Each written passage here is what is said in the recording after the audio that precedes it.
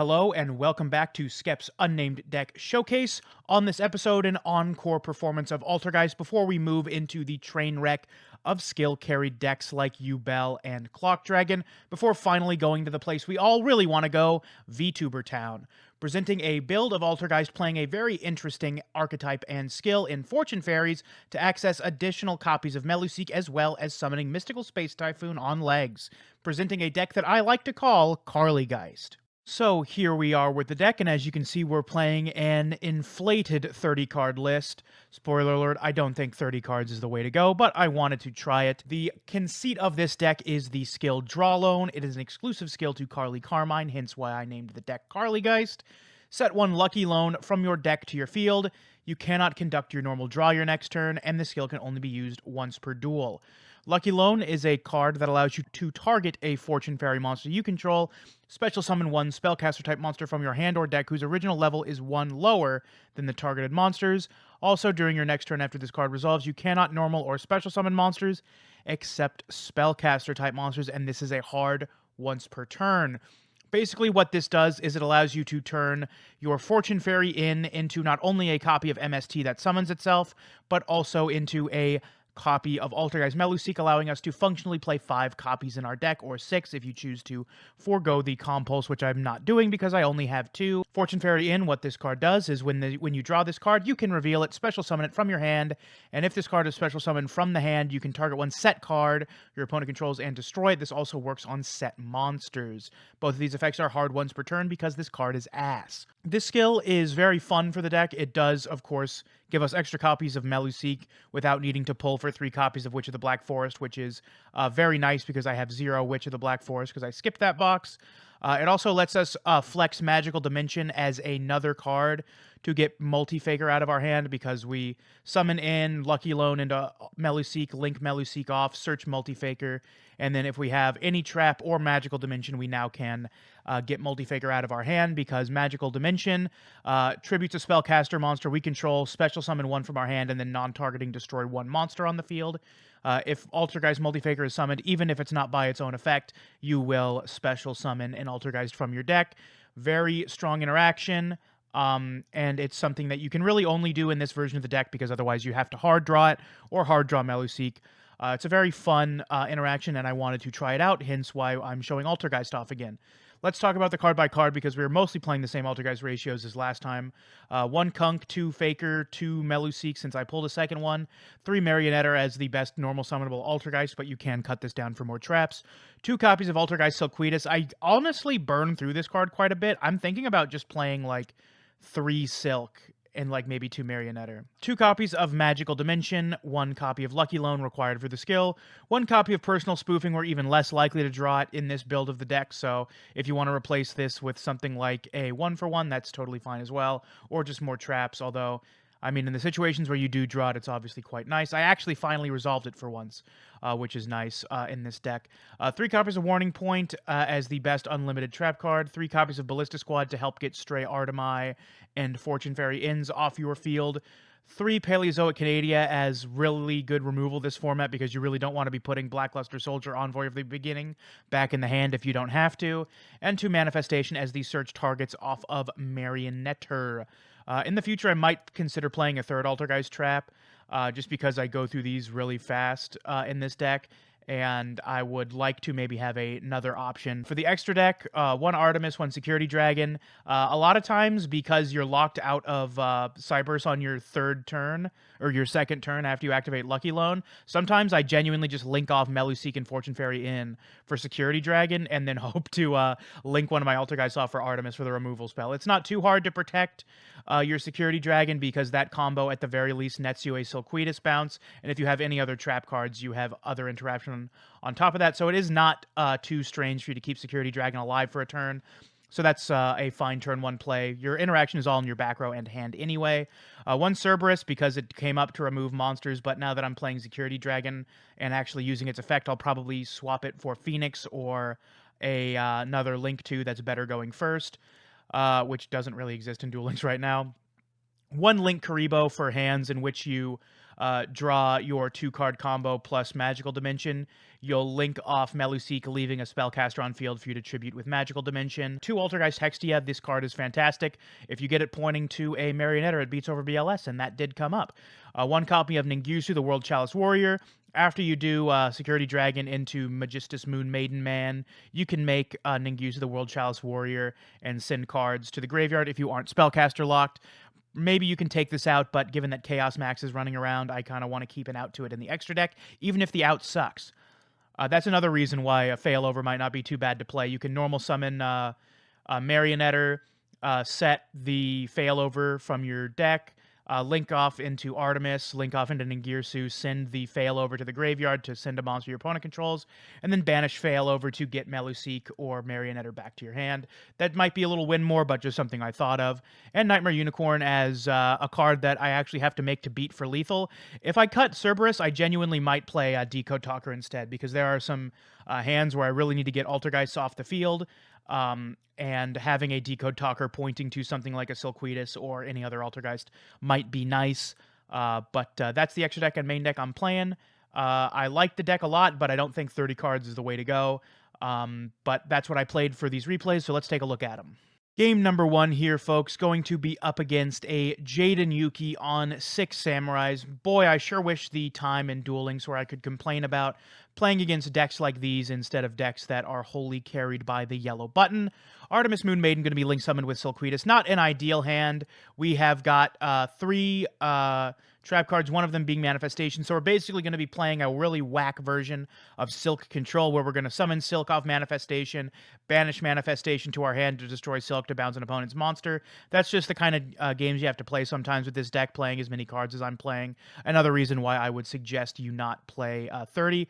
We're going to Manifestation, bring out Silk, bounce the trap to destroy Silk and return their monster, and then let's see what we can't get done this turn. We draw Fortune Fairy in. That is absolutely perfect. Going to summon itself to MST, our opponent's back row. Draw Loan. We don't need to draw anyway once we get Multifaker off. We're going to activate Lucky Loan to summon Marionetter. Get in for 500 because we can't link off or anything but a Cerberus, which I feel would be dead. Another reason I would want to play Decode Talker, we could link these 3 off for a Decode Talker, use Manifestation to revive something like a Silquidus, and then get Multifaker out of our hand. Really good to be playing Decode Talker in this deck, but I did not think about that at the time. Shien's Dojo plus the guy that is a Compulse on legs. They're going to summon the level 4, summon the level 5, and here I misplay. I bring back my level 2 guy, and what I should have done is immediately waited for, immediately bounced it with Silk, but I'm like, what do they have? What's their back row? I don't want to risk running into Chalice, even though I lost to Chalice anyway. So we let them get another extender off, which is not what we want. So we banish the Silk, but we allow them to get another monster on the field. Unfortunately, or very fortunately for us, my opponent does not read, allowing us to get the search off of Marionetter, or Meluseek rather. We do not draw, but we don't need our draw. We are going to activate Warning Point, activate the effect of Multifaker. Multifaker will summon Silk. We will bounce with Silk to return the attacking monster to hand, revive Meluseek, and then we will return the trap to our hand to destroy Meluseek. And now we are all the way off to the races. We are now searching every turn, normal summoning Marionetter to set the second manifestation. Another reason I would like to just play the Altergeist Failover trap. We really don't need another manifestation here, but I would play at least 2 manifestation. And this is what I was talking about. We have to make Unicorn to go for lethal, which is very whack, but another reason I think you should play Decode Talker over Cerberus, and that is game 1. Alrighty, folks, are you ready for some hot Ubel on Ubel action? Because that is who we are dueling. A Ubel on what else but Ubel. We are going to draw a fatty 3 cards. We're going to set 3 and pass. I get a little greedy here because I have Ballista Squad. I figure I'll just tribute the Meluseek to search the Multifaker and then get another trap off to get Multifaker and Silk out of hand. We're going to Ballista Squad, targeting their back row. It's a Book of Moon. We're going to search Multifaker, activate Manifestation to return Meluseek, summon the Multifaker, summon the Silk, activate Silk to return Multifaker, and bounce their monster. Then we're going to activate, we're going to normal summon rather, activate Marionetter. They'll chain Warning Point. We will activate Silk to bounce the Marionetter, so the effect resolves. That will allow us to set a manifestation. We will link off, finally sending our first manifestation to grave. This is why I like to have two, so we can keep one in rotation. But it doesn't matter because we get to add the second manifestation back to hand. We are all loaded up on manifestation, and we add the Battle Fader to our hand. Double Manny and Paleozoic Canadia set. We immediately activate manifestation, bringing Multi-Faker out and another Silk. Then we will activate their skill to add the Neos to their hand, telegraphing they have Super Poly. They activate Miracle Contact. We activate Hextia. Then they activate Super Polymerization. They probably should have just Super Polyed first to get our Spell Negate on the off the field. They make Great Tornado. Very spooky stuff. Luckily, we do have the second manifestation to bring out Silk, activate Silk to bounce the manifestation to destroy Meluseek, to bounce their monster, and get another search. What an incredible advantage engine we have on the field. We draw Fortune Fairy in, activate Draw Loan. Really don't need to, but like, why the hell not? We don't want to be drawing Draw Loan later. Get another Meluseek out, then we make Nightmare Unicorn because we need it for lethal because I'm not playing Decode Talker. And our opponent gives up. Game 3 here, going to be up against a Revolver on Rockets. Thank you to Kyle for playing against me for these replays. Not a lot of Rockets I'm seeing on ladder. I saw a couple in KC Cup, but of course I was playing S-Force. They are going to activate Quick Launch. We are going to activate Canadia. We brick to shit. We draw no Altergeist names, and we got to activate our traps in a very interesting way.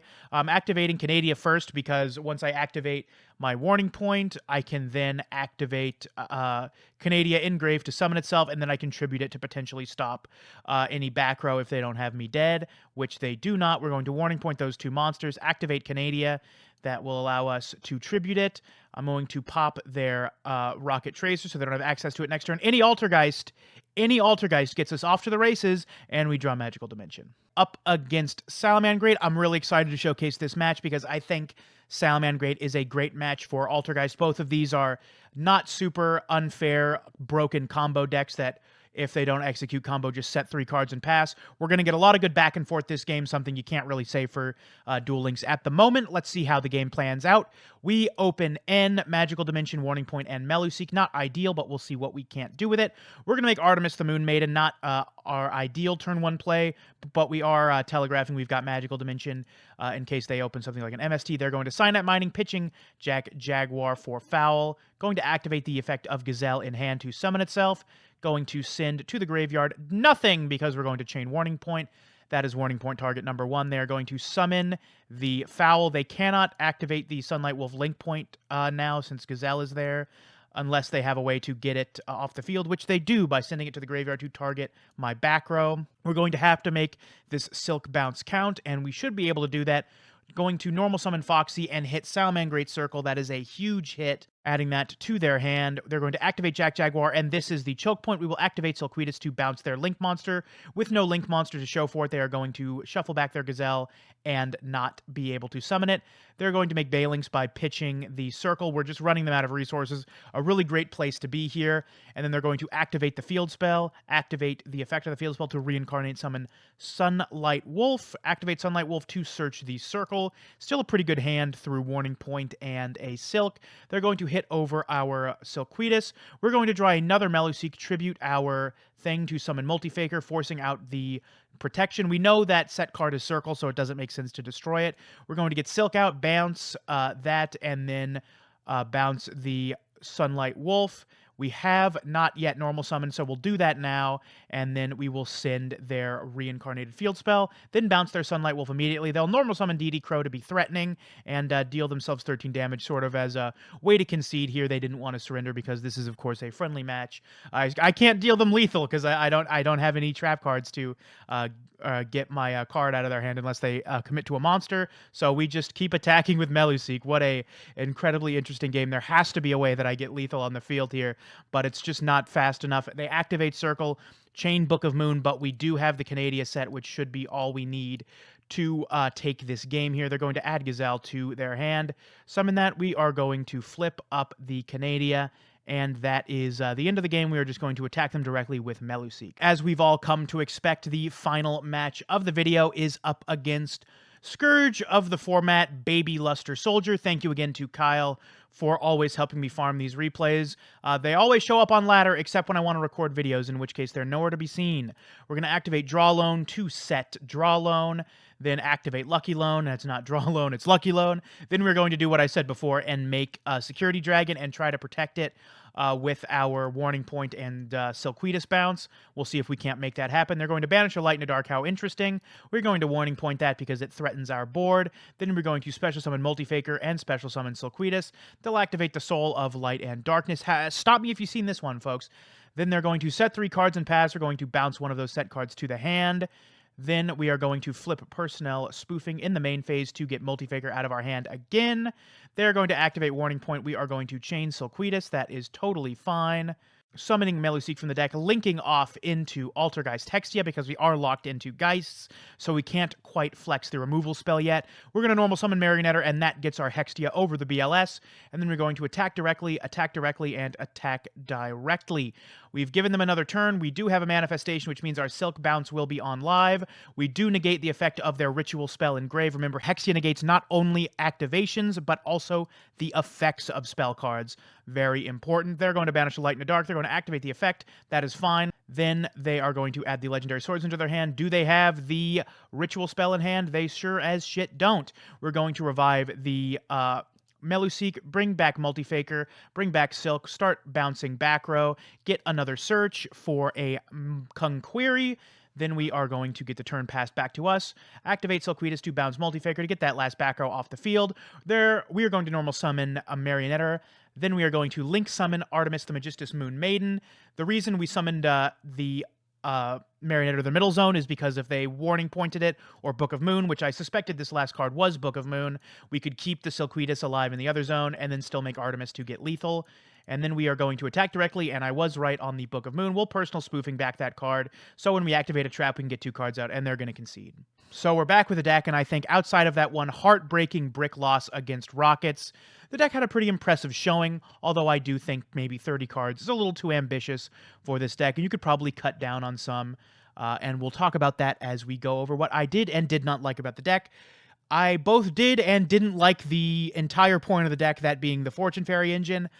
Obviously, it's not bad to draw going first because you get to activate Lucky Loan, but you really need to have a ton of stuff online for Lucky Loan to be really good, because if you are summoning Marionetter out of your hand with Magical Dimension, it means you don't have a trap, and if you don't have a trap, you're not going to be able to continually interrupt your opponent, so you're really hardcore relying on your Silquidus control game plan, and that sometimes doesn't always work unless you have access to Manifestation. I think the extra deck is pretty good, but I think there are also some cards you can cut from it to replace.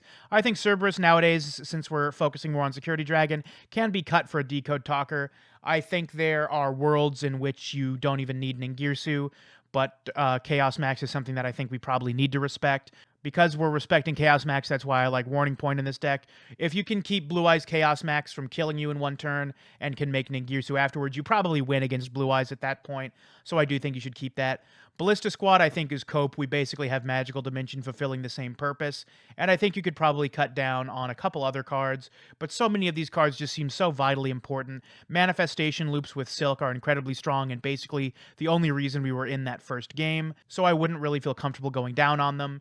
And I don't know how good it would be to just fill up on Altergeist cards for the rest. I'd probably play another copy of Failover, just for those situations where it did come up, and maybe a third copy of Silk, because the game plan with Silk is just so strong, and having more access to it in 30 cards is not a bad thing. So that's that. Thank you all so much for watching, and I really appreciate it if you were able to make it all the way to the end of the video. I do hope that this video was entertaining, or at the very least informative. If you did enjoy the video, please, of course, consider liking and commenting on the video to help boost these videos in the eyes of the algorithm. And I will see you in the next video where we gotta play some truly miserable decks before we make it to the promised land of VTubertopia. Have a wonderful rest of your day, and I will see you next time.